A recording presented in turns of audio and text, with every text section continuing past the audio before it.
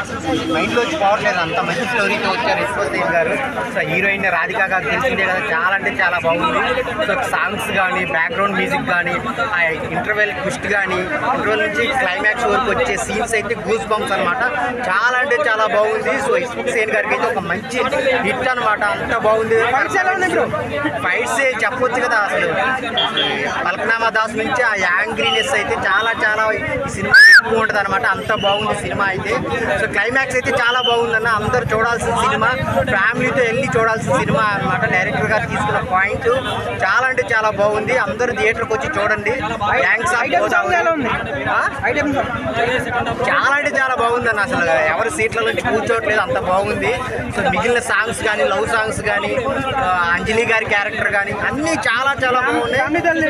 ఖచ్చితంగా అందరూ ఫ్యామిలీతో చూడాల్సిన సినిమా అనమాట, అందరూ థియేటర్కి వచ్చి చూడండి. గ్యాంగ్స్ ఆఫ్ గోదావరి అన్న, ఇద్దరు హీరోయిన్స్ కదా, ఎలా అనిపించింది? ఇట్లిస్ట్ అంటే చెప్పండి.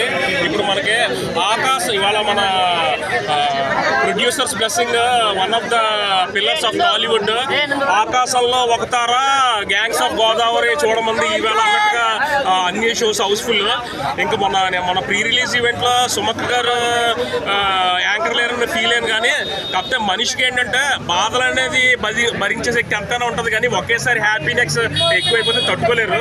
అందుకనే మన బాలయ్య బాబు స్పీచ్, విశ్వక్సేన్, అందులో మన విశ్వక్సేన్ స్థాయి పెరిగిపోయింది. మన విశ్వక్సేన్కి మన బాలయ్య బాబు స్పీచ్ అంటే ఒక ఇండస్ట్రీలో ఒక శ్రీరామ్ రక్ష అయిపోయింది. సో ఏంటంటే సినిమా అయితే నేను చూడాలంటే ఫ్రెండ్స్ కూడా చూసారు, అదిరిపోయింది. నేను ఒకటి చెప్తాను, ఒకసారి ఉన్నాను.